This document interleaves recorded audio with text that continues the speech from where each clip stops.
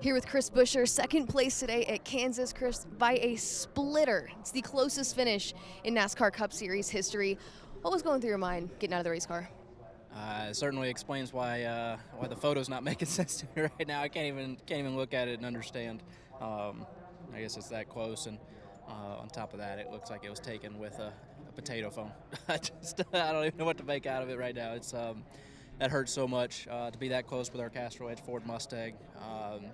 To have the performance like we did today, to lead that many laps, to get a good restart, and have a good clean race all day, and make a run at it. That was really big for us. Had some exciting moments in there all the way to the finish. It's just that one's gonna burn for a really long time. It's very disappointing. While trying to be excited about the day, it's very disappointing. You said trying to be excited, a stage win, and then set back on pit road, and then battled back through that adversity, finishing second. How do you describe your emotions after a day like you've had today? I'm exhausted from that part of it. Lots of ups and downs, and we had a really good day all the way up to end of stage 2 there, and had a penalty, and our group bounced back from it, and I am proud of that. We gotta clean up and gotta be better, and we are better than that. We just gotta take a breath and consistently do it, and I know we can. So we were able to regroup, get a couple good stops in, and steadily work our way up, and put ourselves in contention to win a race.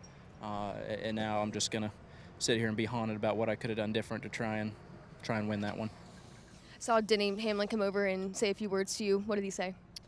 We had a great race there for the lead that last stage. Went back and forth a couple times, and some really good clean racing, and I just appreciate him saying he was having fun with it too, and enjoyed the battle. So it was a good race all the way to the end, and I know he got put in the middle there on the restart, and ultimately that took away his opportunity to win. Well, really the last caution probably, but I'm sure he's disappointed too. But we had a good time racing. We had a lot of really good highlights throughout the day, and I'm proud of that. And man, just it reminds me of we lost a Bristol race back in 14 or 15 on the Xfinity side on a green-white checker, and ran out of fuel.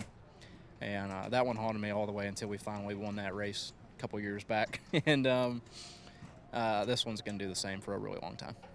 I know that the emotions are down a bit right now, even though having such a successful day. And you talk about having those flashes of success during the day. One of those, if we can look back on it, was your ability to thread between the 5 and the 11, I believe it was. I know you haven't seen the footage yet, but take me back to that moment. What was going through your mind? How'd you do that? I just closed my eyes and said a prayer, and I went for it. But it was. That one was risky. It was just at that point where it was time to go, and it's time to take some risks. We really needed a win by this time of year to, I guess, feel better about where we're at, and so it's time to take those chances and figure out how to get there. And that was just one of those moments. So, yeah, it was a good highlight reel. If the finish wasn't enough for you, then you can always go back to some of those other moments throughout the race. Well, thanks for putting on a show today, Christopher. So, thank you.